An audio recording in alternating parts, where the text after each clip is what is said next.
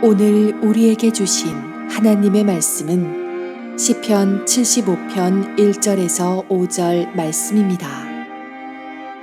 하나님이여, 우리가 주께 감사하고 감사함은 주의 이름이 가까움이라. 사람들이 주의 기이한 일들을 전파하나이다. 주의 말씀이 내가 정한 기약이 이르면 내가 바르게 심판하리니 땅의 기둥은 내가 세웠거니와 땅과 그 모든 주민이 소멸되리라 하시도다.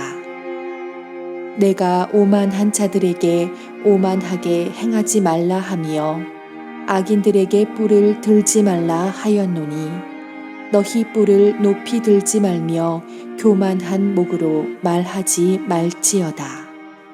아멘. 신경숙 작가가 쓴 엄마를 부탁해라는 소설이 있습니다. 이 책은 시골에서 올라온 그 엄마가 서울역에서 실종되는 사건으로부터 이 소설이 전개가 됩니다. 아버지가 생일을 맞아서 자녀들이 아버지의 생일 축하를 하겠다고 시골에 계신 부모님을 서울로 올라오도록 했어요. 근데 서울역이 얼마나 붐빕니까? 많은 분들이 있지요. 그러다 보니까 이 시골에서 올라온 이 아버지가 그만 어머니를 서울역에서 잃어버리고 만 것입니다. 이 어머니는 글을 몰라요. 그런데다가 또 치매 증상도 있어요. 그러니 이런 어머니를 찾기가 쉬운 일은 아니지 않겠습니까? 이 소설은 이 지하철역에서 엄마를 잃어버린 가족들이 각자의 시선으로 엄마를 찾으면서 엄마를 회상하고 또 생각하는 그런 이야기들로 쭉 기록이 되어가고 있습니다.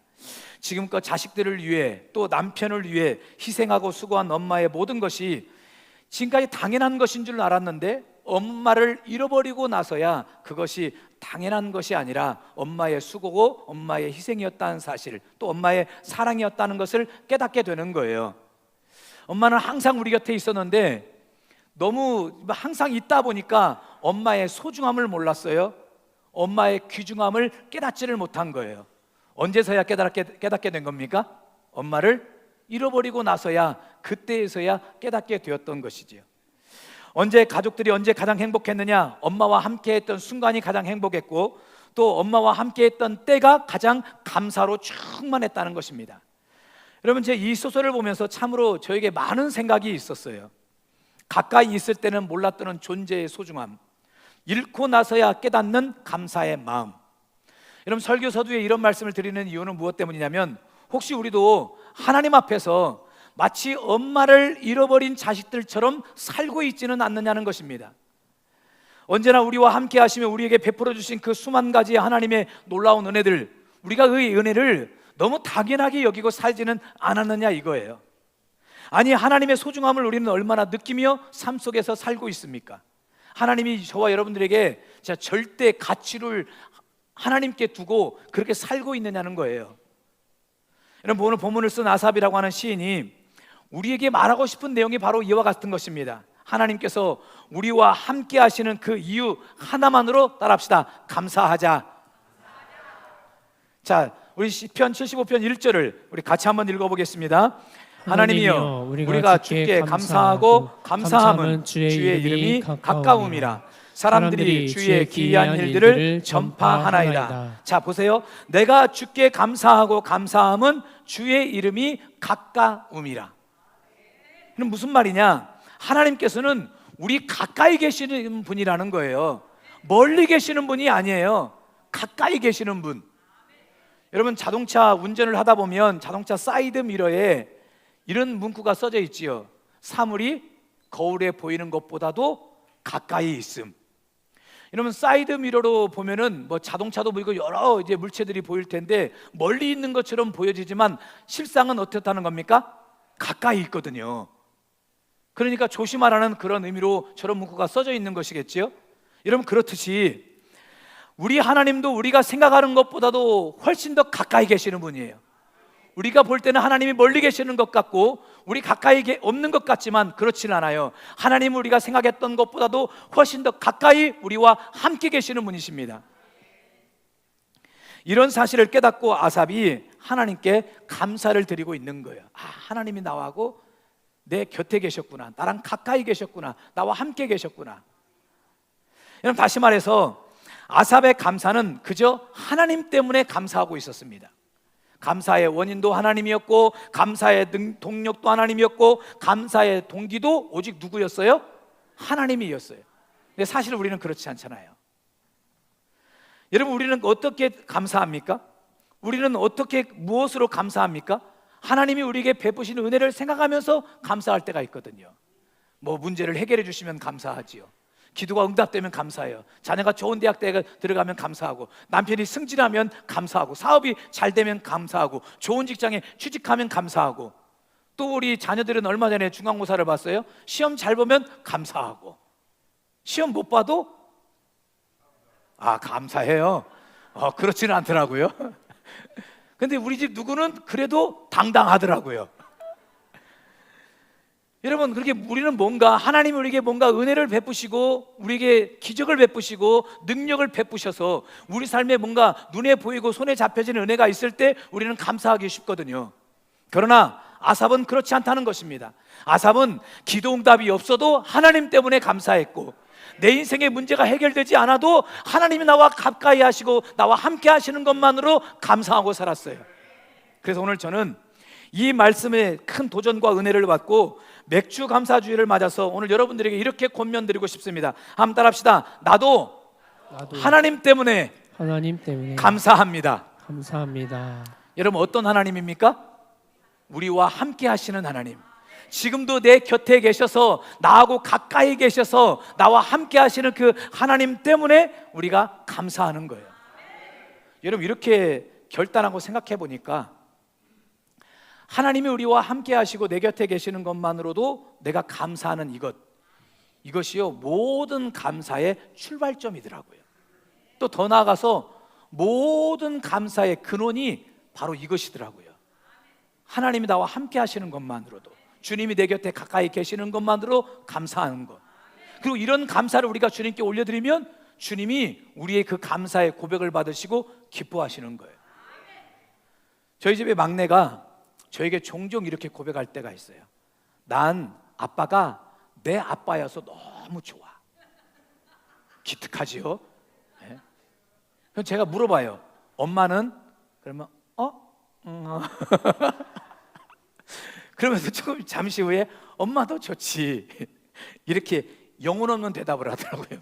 영혼 없는 대답을. 여러분, 아빠가 무엇을 해주어서가 좋은 것이 아니라 그저 아빠가 내 곁에 계시고, 아빠가 그냥 내 아빠여서, 우리 아빠여서 그거 하나만으로도 좋다고 고백하는 그 고백. 여러분, 이런 고백을 들으면 아빠 부모 입장에서는 기분이 좋을 수밖에 없죠. 여러분, 마찬가지예요. 그렇듯이 하나님께서 우리에게 무엇을 해주셔서 감사한 것이 아니에요. 하나님이 뭔가 우리의 인생의 문제를 해결해 주셔서 감사한 것, 물론 이것도 감사할 일이죠. 그러나 그것보다도 그저 하나님이 내 아버지가 되시고, 하나님이 나와 함께 계시고, 지금도 내 곁에 가까이 나와 함께 하시는 이 존재만으로도 우리가 감사하고 살아가는 거예요. 이런 감사를 주님 앞에 드리면 하나님이 기분이 좋으셔요. 기분이 좋으셔가지고, 야, 너 뭐 필요하니? 여러분, 그러다 보니까 우리 딸이 꼭 저에게, 나 아빠가 내 아빠여서 좋아, 이 말 한마디 하면은 지갑이 열리더라고요. 너 뭐 먹고 싶니? 뭐 먹고 싶니? 설빙도 시켜주고, 뭐 하여간 뭐 이것도 시켜주고 저것도 시켜주고 그러더라니까요. 여러분, 그런데 하나님은 우리 곁에서 우리와 함께만 하고 계시느냐? 그렇지 않더라고요.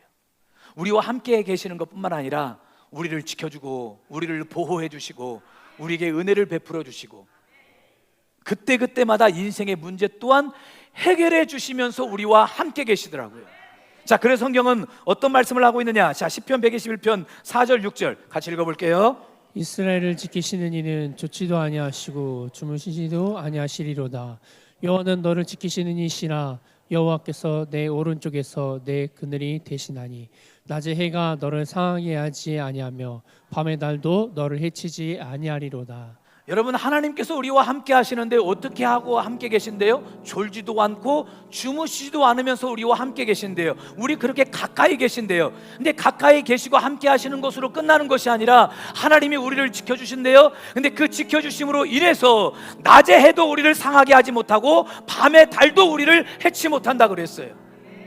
여러분, 그러므로 오늘 우리가 우리 곁에 계시며 우리와 함께 하시는, 그리고 우리를 돕고 계시는, 우리를 지켜주고 계시는 그 하나님 한 분만으로 감사하시길 바랍니다. 그 감사를 통해 오늘 저와 여러분들의 삶 속에 하나님의 놀라운 은혜가 가득 넘치시길 주님의 이름으로 축원합니다. 아멘. 하나님은 너를 지키시는 자, 하나님은 너를 지키시는 자, 너의 우편에 그늘 대시니 낮의 해와 밤의 달도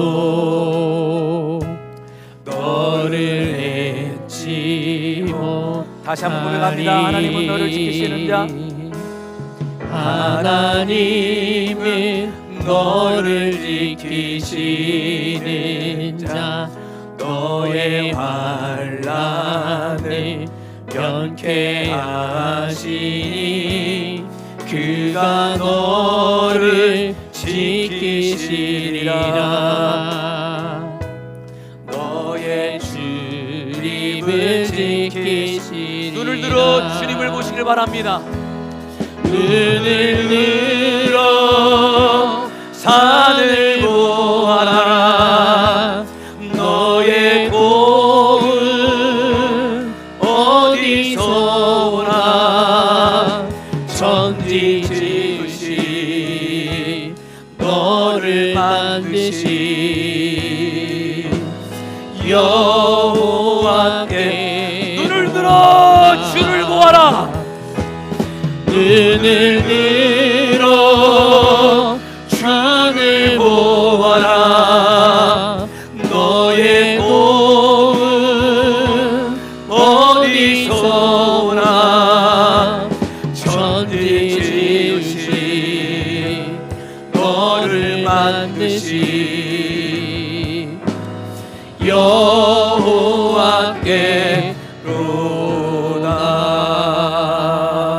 할렐루야. 자, 그렇다면 우리가 어떻게 살아야 그저 그냥 하나님으로만 우리가 감사하며 살 수 있을까요? 뭐 하나님이 내게 무슨 응답을 안 주셔도, 내 인생의 문제를 해결해 주시지 않아도 그저 하나님 한 분만으로, 그저 하나님 때문에 우리가 감사하며 살 수 있느냐, 이것입니다. 첫째, 언제나 하나님의 임재 속에 살아갈 때 우리가 감사할 수 있어요. 자, 1절 말씀을 다시 한번 읽어봅니다. 하나님이여, 우리가 주께 감사하고 감사함은 주의 이름이 가까움이라. 사람들이 주의 기이한 일들을 전파하나이다. 조금 반복된 내용일 수 있는데요, 주의 이름이 가깝다라는 이 표현은 곧 하나님께서 지금 나와 함께 계신다는 뜻이에요. 근데 문제는 뭐냐면, 하나님이 우리 가까이 있어 우리와 함께하고 계시는데 내가 그 하나님의 임재하심을 느끼지 못하는 것이 문제예요. 여러분, 왜 그럴까요? 이유가 무엇 때문일까요?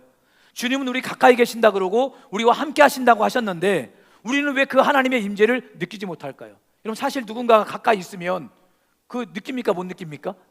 느끼는데 우리는 하나님이 가까이 계심에도 불구하고 그걸 느끼지 못하고 있어요. 그 이유가 무엇 때문이냐면, 우리는 하나님의 임재하심을 눈으로만 보고 손으로만 잡으려고 하기 때문에 그런 것입니다. 생텍쥐페리의 어린 왕자라는 책에 보면 이런 이야기가 나옵니다. 이 어린 왕자가 이제 여우와 이제 헤어질 때, 그때 여우가 이 어린 왕자에게 인생의 비밀 한 가지를 가르쳐 주는 거예요. 이렇게 말합니다. 잘 가. 내가 비밀을 하나 알려줄게. 그것은 단순해. 무엇인가를 잘 보려면 오직 마음으로 보아야 한다는 거야. 가장 중요한 것은 눈에 보이지 않는단다. 참 의미가 있는 표현이라고 봐요. 여러분, 사람들은 무엇인가를 눈으로만 봐야 해요.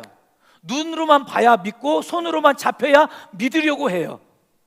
그러나 여우는 그러지 말라고 합니다. 먼저 무엇으로 보래요? 마음으로 보라는 것입니다. 마음으로 보기 시작하면 눈으로도 보여지게 되는 거예요. 여러분, 하나님의 임재하심도 그렇습니다. 하나님이 우리 눈에 보이진 않지만 분명히 하나님 우리와 함께 하시는 줄 믿습니다. 하나님이 우리 눈에 보이진 않지만 내 손에 잡혀지는 것이 없지만 그럼에도 불구하고 주님은 여전히 우리 곁에 계시고 우리와 함께하고 계시는 거예요. 근데 우리는 자꾸 하나님을 눈으로 보려고 해요. 손으로만 하나님의 역사를 경험하려고 해요. 여러분, 여쭤볼게요. 신앙생활 하면서 하나님이 여러분의 육안으로 보이던가요? 여러분, 하나님의 살아계신 능력과 하나님의 은혜가 여러분의 손에, 두 손에 그냥 꼭꼭 쥐어지는 은혜만 여러분의 삶에 넘치던가요? 여러분, 그렇지 않을 때가 훨씬 더 많거든요.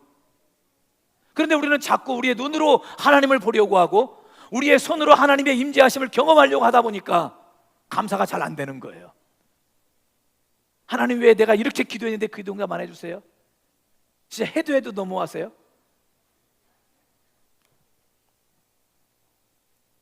여러분, 하나님이 눈에 보이지 않는다고 안 계신 것이 아니에요. 하나님의 역사가 우리 손에 잡히지 않는다고 하나님이 안 계신 것이 아니에요.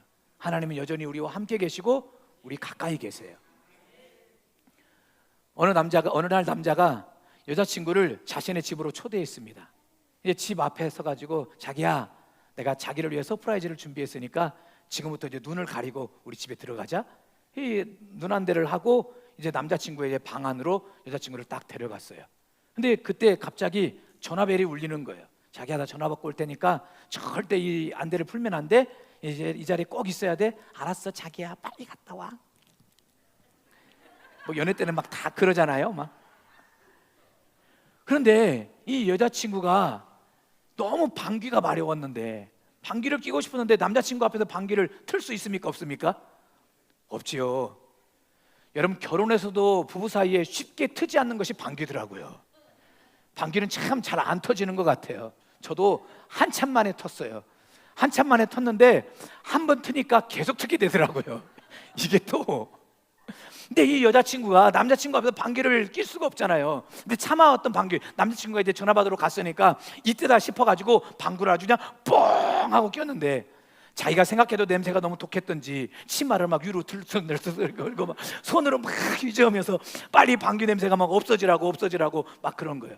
그 남자친구가 이제 방으로 들어오는 인기척이 들리니까 아무 일 없었다는 듯이 다소곳히 앉아가지고, 자기야, 별일 없었지? 왜 이렇게 늦게 왔어? 빨리 오지. 그리고 이제 남자친구가 여자친구의 안대를 벗기는 순간 여자친구가 그 자리에서 기절하고 쓰러져 버렸어요.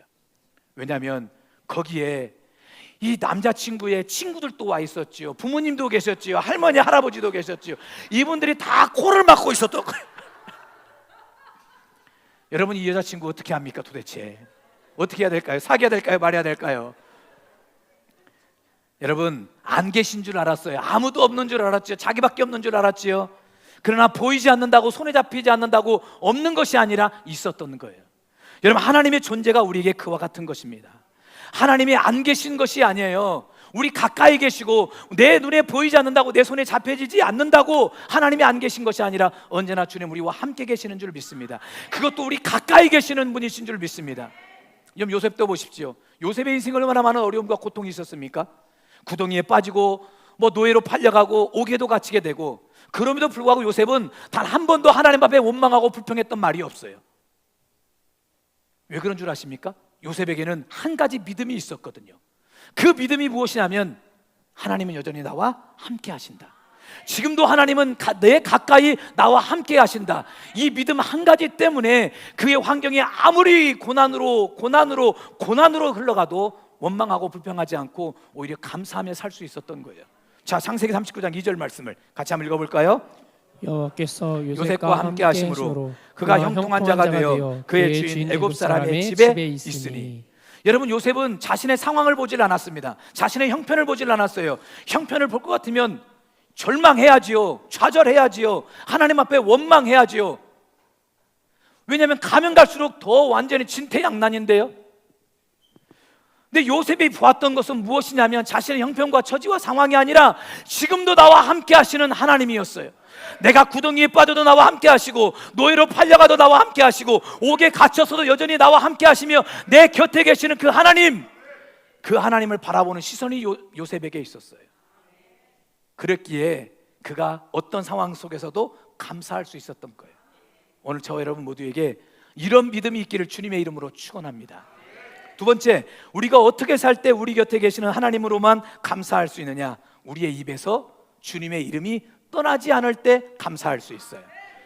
자, 75편 1절 말씀을 우리 세번역 성경으로 한번 읽어볼게요. 같이 읽어봅니다. 하나님, 우리가 주님께 감사하고 또 감사합니다. 주님의 이름을 부르는 이들은 주님께 이루신 그 놀라운 일들을 전파합니다. 여러분, 이 말씀이 지금 무슨 뜻인지 아세요? 우리가 감사하고 또 감사하는 이유는 주님의 이름을 부르는 이들이 주님께서 이루신 그 놀라운 일들을 전파하기 때문이래요. 여기서 주님의 이름을 부르는 자들이 누구냐? 바로 앞절에서 위에서 말해주고 있는 감사하고 또 감사하는 자들이라는 거예요. 그렇게 주님의 이름을 부르며 감사하고 또 감사하면 주님께서 이루신 그 놀라운 일들을 경험할 뿐만 아니라 그 일들을 간증하게 된다는 거예요. 오늘 여러분들이 이런 기적의 주인공이 되시길 바랍니다. 감사하고 또 감사해서 주님의 이름을 부르는 것으로 오늘 하나님의 그 놀라운 일들이 여러분의 삶에 막 넘치게 되는 거예요. 그리고 그것을 막 간증하게 되는 거예요. 여러분, 그래서 유진 피터슨이라는 아주 유명한 목사님은 이 75편 1절 말씀을 이렇게 개인적으로 사역을 했어요. 하나님 감사합니다. 주께 감사드립니다. 주의 이름이 우리 입에서 떠나지 않습니다. 우리는 주께서 행하신 놀라운 일들을 이야기하고 또 이야기합니다. 여러분, 어디까지나 이게 유진 피터슨 목사님의 개인적인 해석이지만, 그러나 저는요, 오늘 본문의 의미를 잘 파악한 해석이라고 저는 여겨져요. 여러분, 여기서 중요한 것이 무엇입니까? 주님의 이름이 우리 입에서 떠나지 않는 거예요. 그리고 그 주님의 이름이 떠나지 않는 그 입에서 주께서 행하신 놀라운 일들을 이야기하고 또 이야기하게 된다는 거예요. 여러분, 그런 사람이 감사하고 또 감사할 수 있다는 것입니다. 오늘 여러분의 입술에 무엇이 가득 차 있습니까? 여러분, 툭 건드리면 무슨 말이 나옵니까? 주님 감사합니다, 할렐루야. 여러분, 이런 말이 나오십니까? 툭 건드리면 이거 이게 뭐 이런 것이 먼저 나옵니까? 여러분, 툭 건드리면 뭐 어떤 말이 먼저 나오십니까? 여러분, 툭 건드려도 주님의 이름만 나오는 사람들, 여러분, 이런 사람들이 감사하며 사는 거지요. 툭 건드리면 원망하고 불평하고 짜증하고 분노를 일으키고 이런 사람의 삶에는 감사가 나올 수가 없는 거예요. 여러분, 다윗 잘 알고 계시죠? 다윗의 인생도 실로 많은 고난과 아픔이 그에게 있었지요. 그럼에도 다윗이 인생의 그 많은 고난 속에서도 다윗의 입술에서 떠나지 않았던 것이 하나님의 이름이라는 것을 혹시 알고 계시나요? 시편에 보면 수없이 이런 표현들이 있어요. 자, 시편 13편 6절 같이 읽어봅니다. 내가 여호와를 찬송하리니 이는 주께서 내게 은덕을 베푸심이라. 자, 63편 4절도 봅니다. 내가 평생토록 주를 송축하며. 71편 8절 내 입이 주를 찬송함이 종일토록 있나이다. 여러분, 몇 군데 말씀만 봤는데 시편 13편도 시편 63편도 시편 71편도 다윗이 전부 다 인생의 어려운 일을 겪고 있을 때 그때 기록했던 말씀들이에요. 그런데 그렇게 많은 어려움과 고난이 그의 삶에 있었어도 그 입에서 떠나지 않았던 것이 누구였습니까? 주님이었어요. 주님을 찬양하는 것이었어요. 주님을 노래하는 것이었어요. 주님을 송축하는 것이었어요. 주님의 이름이 그의 입에서 떠나질 않았어요. 그러니 다윗의 마음에 언제나 감사가 철철 넘쳐 흘렀던 것이지요. 여러분, 어느 목사님께서 암 판정을 받고 수술을 앞두고 있는 병실에서 하루 종일 목사님이 찬송을 부르고 계시는 거예요. 그래서 간호사가 물어봤어요. 목사님, 이제 곧 암 수술이신데 두렵지 않으세요? 목사님이 이렇게 대답합니다. 무섭지요. 나도 사람인데 왜 안 무섭습니까? 나도 무섭지요. 그런데 찬양하면 주님이 내 곁에 더 가까이 계시는 것 같아서 오히려 감사가 넘쳐요. 여러분, 고난이 없는 사람이 감사하는 것이 아니더라고요. 주님의 이름이 우리 입술에서 가득 넘치고 주님의 이름이 우리 입에서 떠나지 않는 사람들이 감사하게 되어 있어요. 그러므로 오늘 저 여러분의 입술에서 주님의 이름이 떠나지 않기를 바랍니다. 하루에도 막 수백 번 수천 번씩 주님 도와주세요, 은혜 주세요, 살려주세요, 감사합니다, 감사합니다. 주님의 이름이 막 하루에도 수백 번씩 수천 번씩 나오시길 바랍니다. 그런 분들이 주님 한 분만으로 감사하며 살 수 있는 거예요. 마지막 세 번째로, 우리가 어떻게 살 때 우리 곁에 계신 하나님으로만 감사할 수 있느냐? 감사를 의도하고 습관화할 때 감사할 수 있습니다. 자, 1절 말씀을 다시 한번 읽어볼게요. 하나님이여 우리가 주께 감사하고 감사함은 주의 이름이 가까움이라 사람들이 주의 기이한 일들을 전파하나이다. 자, 1절에 보면 감사를 한 번만 하고 있는 것이 아니라 어떻게 하고 있죠? 예, 두 번 반복해서 하고 있죠. 감사하고 감사함은, 여러분 감사하고 감사한다. 하나님 감사합니다. 또 감사합니다. 또 감사합니다. 또 감사합니다. 계속해서 감사를 지금 반복하고 있다는 것인데, 이거 무엇을 말하는 것이냐? 감사를 의도적으로, 의도적으로라도 지금 습관화하고 있다는 이야기예요. 여러분, 우리는 감사를 기분 따라 할 때가 많거든요. 기분이 좋으면 감사하고 기분 나쁘면 안 해요. 그러나 성경은 감사를 어떻게 하라고 하느냐? 의지적으로 하래요. 감사를 아예 습관화시키라고 말하고 있어요. 그래서 이렇게 말하고 있네요. 데살로니가전서 5장 18절 같이 한번 읽어봅니다. 범사에 감사하라. 이것이 그리스도 예수 안에서 너희를 향하신 하나님의 뜻이니라. 범사에 뭐하라? 감사하라. 범사에 감사했으면 좋겠다? 아니에요. 범사에 감사하면 좋을 텐데? 이것도 아니에요. 범사에 뭐하라? 감사하라. 감사를 지금 뭐 하고 있습니까? 명령하고 있는 것입니다. 여러분, 다시 말해서 감사는 내가 하고 싶으면 하고 하기 싫으면 안 하고, 여러분 아니라는 것이지요. 무조건 해야 되는 것이 감사라는 거예요. 하기 싫어도 해야 되는 것이 감사하고, 감사할 거리가 없어도 감사해야 되는 것이 감사하고, 내 인생에 문제가 해결되지 않았어도 의도적으로 해야 되는 것이 바로 감사라는 거예요. 오늘 저 여러분들이 이런 감사 주님 앞에 해야 될 줄 믿습니다.